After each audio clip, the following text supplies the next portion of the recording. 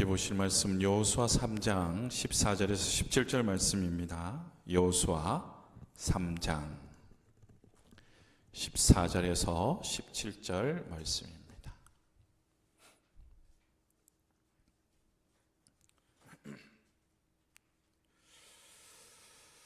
백성이 요단을 건너려고 자기들의 장막을 떠날 때에 제사장들은 언약궤를 메고 백성 앞에서 나아가니라.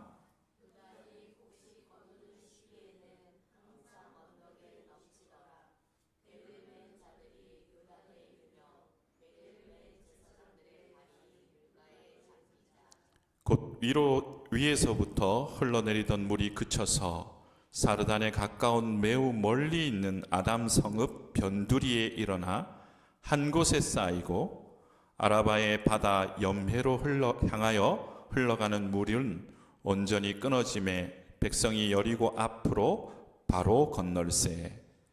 여호와의 언약궤를 맨 제사장들은 요단 가운데의 마른 땅에 굳게 섰고 그 모든 백성이 요단을 건너기를 마칠 때까지 모든 이스라엘은 그 마른 땅으로 건너갔더라. 아멘.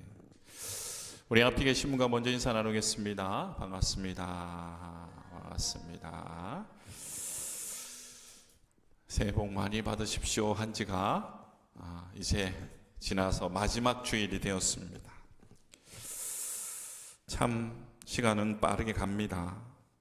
우리가 1주차에는 거룩한 야성을 회복하자라고 비전을 품었고 2주차에는 무릎의 기도라는 강력한 엔진에 대해서 말씀을 드렸습니다.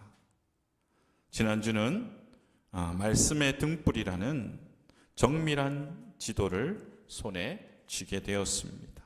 이제 모든 준비는 끝났습니다. 이제 남은 것은 바로 출발하는 것만 남았습니다. 아무리 좋은 차도 기름을 가득 채우고 내비게이션을 켰다 할지라도 기어를 넣고 악셀을 밟지 않으면 갈 수 없습니다. 오늘날 우리 신앙의 가장 큰 문제는요, 몰라서가 아닙니다. 알면서도 움직이지 않는 것입니다. 야고보서 2장 26절에 영혼 없는 몸이 죽은 것 같이 행함이 없는 믿음은 죽은 것이라고 경고합니다. 아무리 우리가 지난 3주 동안 비전을 세우고 기도하고 말씀을 배웠어도 움직임이 없다면 그것은 생명력을 잃어버린 신앙입니다. 도약이라는 말은요, 명사가 아닙니다. 동사입니다. 앉아서 꿈만 꾸는 것이 도약이 아닙니다. 자리를 박차고 뛰어야 비로소 도약이 되는 것이죠. 하나님은 오늘 우리가 안전한 이론의 자리에서 일어나서 거친 순종의 현장으로 나오기를 바라며 초청하고 계신 것입니다. 오늘 본문은 이스라엘 백성이 가나안 땅으로 들어가기 위한 마지막 관문인 요단강 도하에 대한 말입니다. 그런데 하나님의 명령은 참으로 기가 막힙니다. 물을 쫙 깔아놓고 갈라놓고 안전하게 건너라고 말하지 않습니다. 넘설거리는 물이 넘치는 그런 어려운 상황 가운데 이동하라는 것입니다. 이것이 바로 2026년 우리 늘찬양교회 그리고 성도들 가운데 하나님이 요구하시는 실천의 용기가 아닐까 생각합니다. 홍해는 갈라진 뒤에 건넜지만 요단강은요, 건너야 갈라지는 것입니다. 기적은 구경꾼에 일어나는 것이 아닙니다. 강물에 발을 적시는 모험을 감행해야 기적은 일어납니다. 오늘 거룩한 도약의 마지막 말씀으로 머리만 믿던 신앙에서 몸으로 살아내는 역동적인 신앙으로 하나님 아버지 앞에 요단의 강이 갈라지는 기적의 주인공이 될 수 있는 삶을 살아가는 그런 저와 여러분 되시기를 바랍니다. 마침내 거룩한 도약을 완성하기 위해서는요, 기다리지 말고 지금 시작해야 합니다. 완벽한 때를 기다리지 말고 지금 시작하라라는 거예요. 오늘 보면 상반절에 보니까 요단이 곡식 거두는 시기에는 항상 언덕에 넘쳤더라. 여러분, 우리가 신앙생활하면서 혹은 인생의 중요한 결정적인 순간 가운데 우리 속에 가장 많이 하는 거짓말이 무엇인지 아십니까? 지금은 때가 아니다. 우리는 뭔가 시작하기에 앞서 끊임없이 타이밍을 계산합니다. 준비가 좀 잘 되면, 상황이 좀 나아지면, 마음에 여유가 생기면 이라고 말합니다. 하지만 오늘 본문 15절을 보니까 하나님께서 이스라엘 백성들에게 건너가라고 명령하신 시점이 언제냐? 바로 곡식 거두는 시기다. 지리적으로 이곳은요, 만년설이 녹아서 내리고 봄비가 쏟아져 요단강에 유입되면서 가장 최악의 타이밍일 때라는 거예요. 세상의 논리는 우리에게 이렇게 말합니다. 물이 줄어드는 건기에 가자. 몇 달만 기다리자. 혹은 안전하게 다리를 놓거나 배를 만들어 가자. 그때까진 기다리자. 물론 매우 합리적인 방법입니다. 그러나 영적인 세계는요, 무서운 법칙이 하나 있습니다. 완벽한 조건을 기다리는 자는 아무것도 하지 못한다라는 거예요. 솔로몬은 전도서에서 이 기다림의 함정을 정확하게 보여주고 있습니다. 전도서 11장 4절에 보니까 풍세를 살펴보는 자는 파종하지 못할 것이요 구름만 바라보는 자는 거두지 못하리라. 바람이 잠잠해지기를 기다리고 구름이 걷히기를 기다리다가 평생 씨앗 한 톨 심지 못하는 것입니다. 성도는요, 만약에라는 생각에 많이 갇혀 있습니다. 만약에 돈을 많이 벌면 그때 헌금하겠습니다. 만약에 은퇴해서 시간이 많으면 그때 교회 일 하겠습니다. 만약에 내 성격이 고쳐지면 그때 사랑하겠습니다. 하지만 여러분, 내일은 내 시간이 아닙니다. 하나님 우리에게 주신 시간은 오직 오늘입니다. 고린도후서 6장 2절에 하반절에 보니까 보라 지금은 은혜 받을 만한 때요 보라 지금은 구원의 날이로다. 나중에가 아니라 지금이라고 말씀하십니다. 하나님은 우리의 미래의 계획을 받으시는 것이 아니라 현재의 순종을 받으시기를 원하십니다. 사단은 끊임없이 우리에게 하나님을 믿지 마, 헌신하지 마라 이렇게 노골적으로 방해하지 않습니다.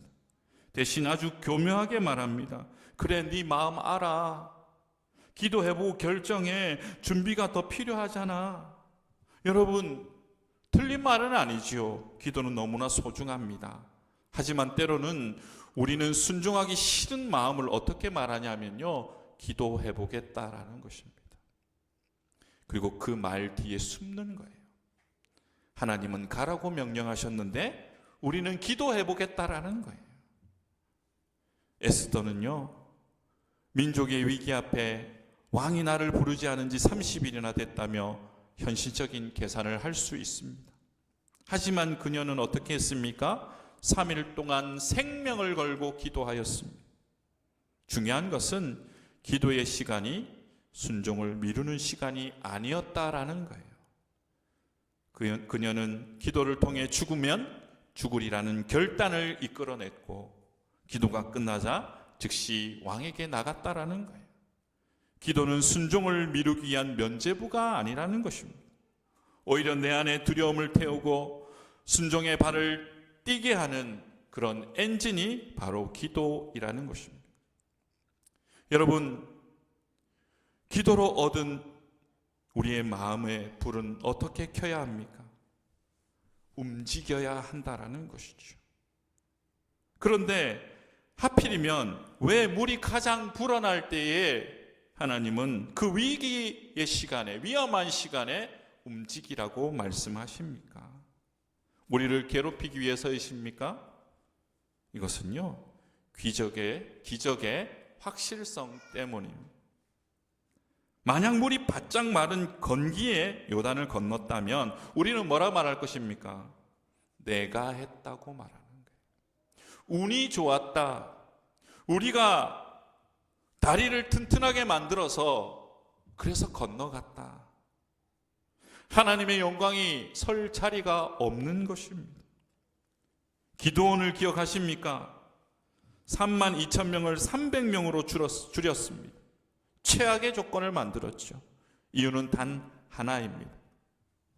사사기 7장 2절에 여호와께서 기드온에게 이르시되 너를 따르는 백성이 너무 많은즉 내가 그들의 손에 미디안 사람을 넘겨주지 아니하리니 이는 이스라엘이 나를 거슬러 스스로 자랑하기를 내 손이 나를 구원하였다 할까 함이니라. 요단강에 넘치는 물은 장애물이 아닙니다. 하나님의 능력을 100% 드러내기 위한 무대 장치라 할 수 있습니다. 물살이 거셀수록 상황이 절망적일수록 그곳에 일어나는 기적은 더욱더 선명해지는 것입니다. 여러분의 상황은 어떻습니까? 도저히 건널 수 없을 것 같은 재정의 문제와 관계의 문제와 또 건강의 문제가 넘실거립니까? 여러분, 그러면 기뻐하십시오.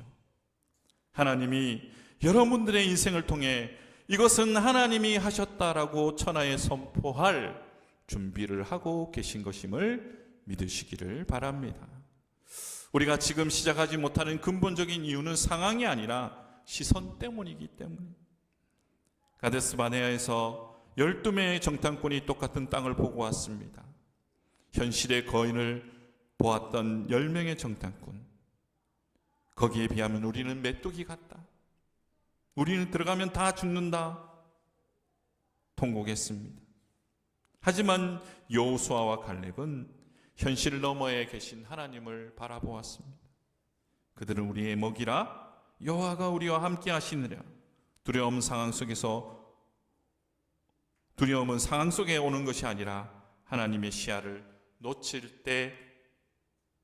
놓을 때 찾아온다라는 것입니다.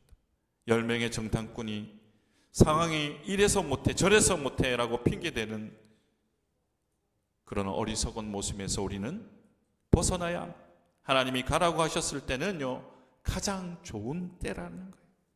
내 눈에 보이는 위험한 때를 믿지 말고 역사를 주관하시는 하나님이 합당하게 그리고 그 계획에 온전하게 이루시기 위해 우리를 사용하신다라는 것입니다.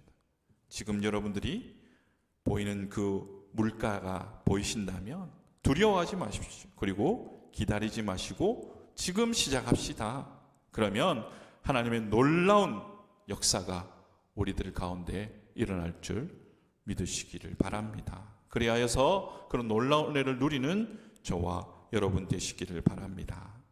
마침내 거룩한 도약을 완성하기 위해서 두 번째로는요, 보이는 땅이 아닌 흐르는 물을 밟으라는 거예요. 보이는 땅이 아닌 흐르는 물을 밟으라. 본문 15절 하반절에 보니까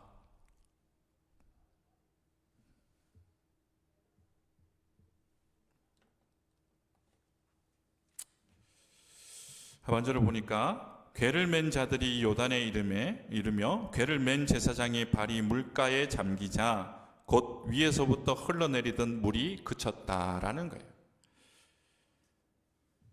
오늘 설교에서 가장 중요한 핵심입니다. 2026년 승리의 법칙이 바로 여기에 있습니다. 성경은 기적의 작동 원리를 아주 정밀하게 보여줍니다. 물이 먼저 끊어졌습니까? 아니라는 거예요.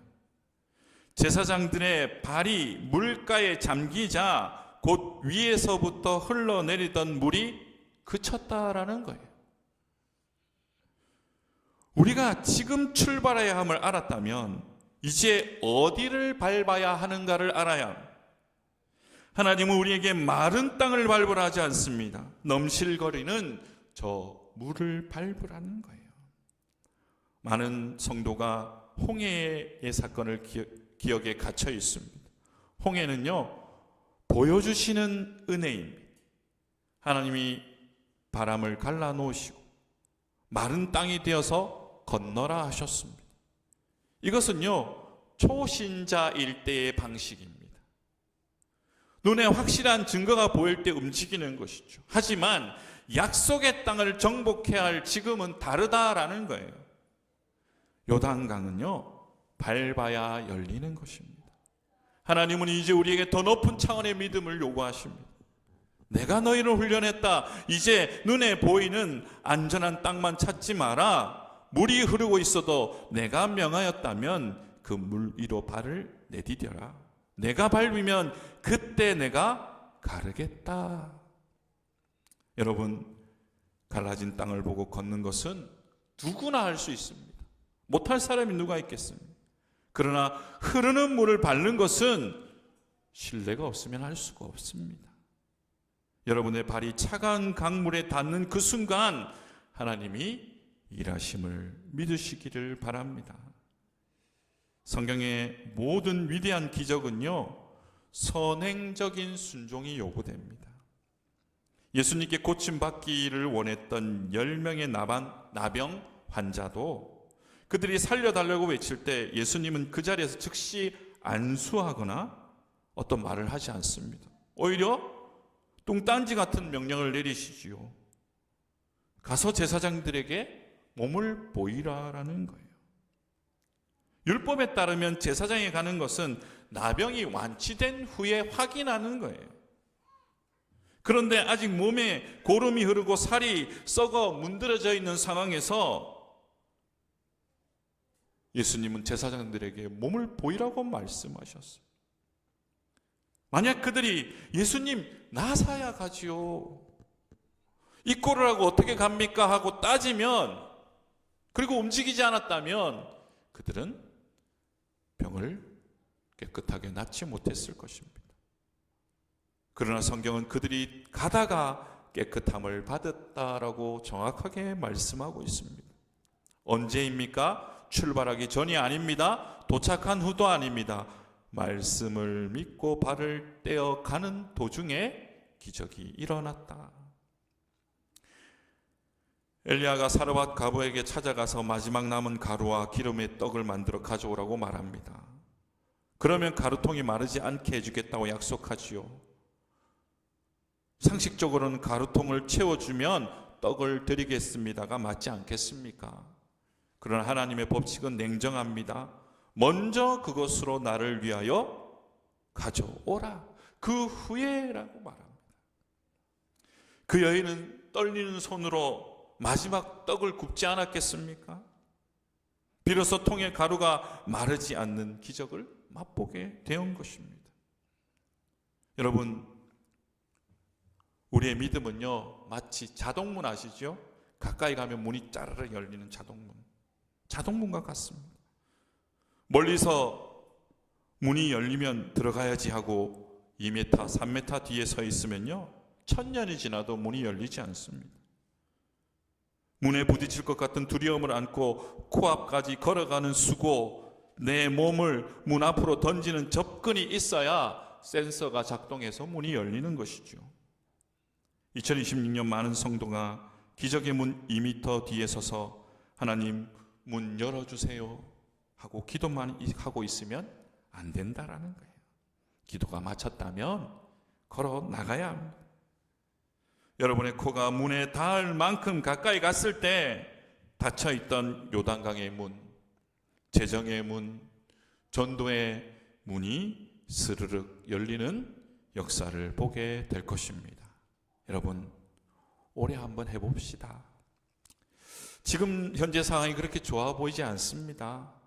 앞이 그렇게 밝지 않습니다. 지금 저희 교회가 여러 가지로 실타래가 엉킨 것처럼 난감한 상황들이 있을 것입니다. 마치 외발 자전거 타고 쟁반 위에 음식을 놓고 배달하려는 모습처럼 조마조마한 일들이 있습니다. 근데 여러분, 말씀을 보니까 어떤 마음이 생긴지 아십니까? 해볼만 하네.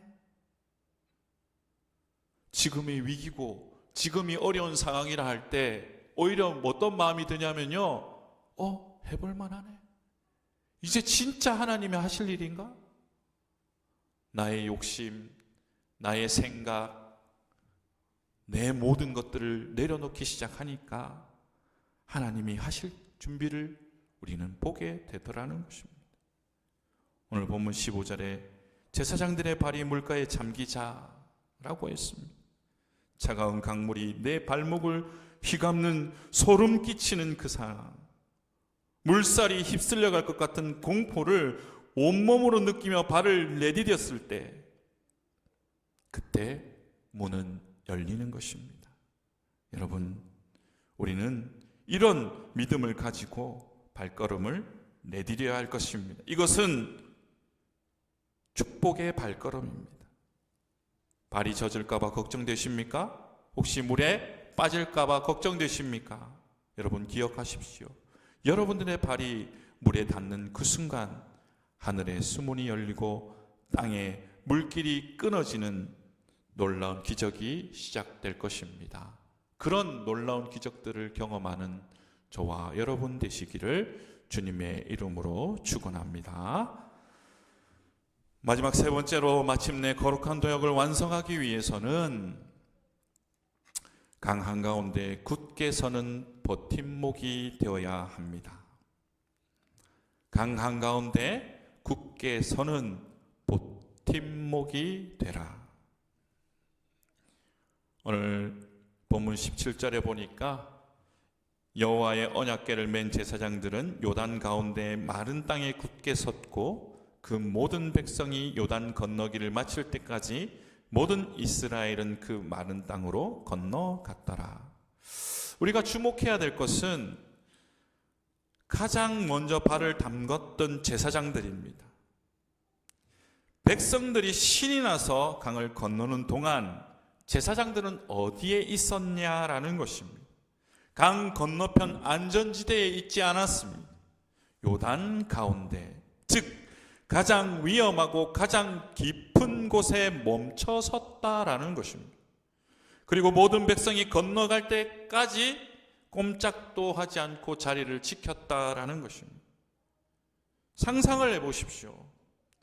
상류 아담 성읍 쪽에 흐르던 물이 멈춰 거대한 물벽을 이루고 있습니다. 언제 무너내릴지 모르는 시한폭탄과 같은 상황입니다. 끊임없이 물들은 제사장들을 위협했을 것입니다. 다리가 후들거렸겠지요. 언약궤는요 천근만근 무거웠을 것입니다. 꼭 보면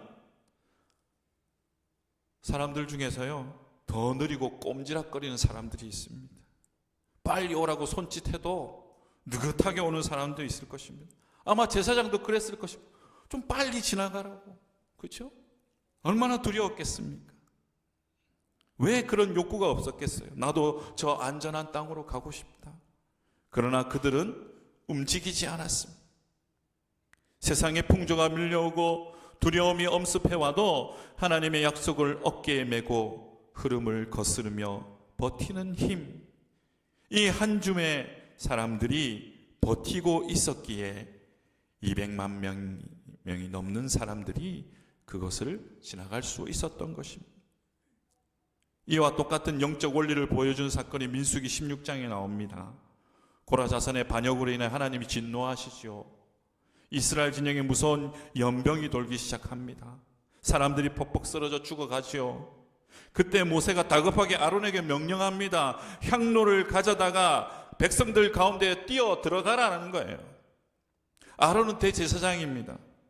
아론 입장에서는요 아마도 지가 리더면 리더지, 내가 형인데 저렇게 연병이 있는 저 가운데를 나보고 들어가라고. 아니 다른 제사장들도 있고 밑에 사람들 보내면 되지 왜 내가 가야 되냐 라고 할 수 있는 장면 아니겠습니까? 그러나 그가 향로를 들고 죽음의 항복판으로 나갑니다. 민수기 16장 48절에는요 죽은 자와 산 자 사이에 섰을 때에 연병이 그쳤다라고 말합니다. 아론이 죽음의 확산을 온몸으로 막아서 버티고 섰을 때 죽음의 바이러스가 더 이상 넘어오지 않았던 것입니다. 이것이 바로 제사장의 사명입니다. 오늘날 우리 믿는 성도들이 감당해야 할 무게이기도 합니다. 여러분은 이 시대의 제사장으로서, 가정의 영적 가장으로서, 직장의 선교사로서 부르심을 받았습니다. 누군가는 물길을 막고 서야 하고, 누군가는 연병이 넘실거리는 그런 가운데 서기도 해야 합니다. 여러분들의 가정이 평안한 이유는 무엇입니까? 여러분의 자녀들이 아무런 걱정 없이 학교를 다니고 웃을 수 있는 이유는 무엇입니까? 바로 부모인 여러분들이 그 어려운 상황 속에서도 온몸으로 맡고 있기 때문이죠. 그런데 여러분, 더 중요한 것이 있습니다.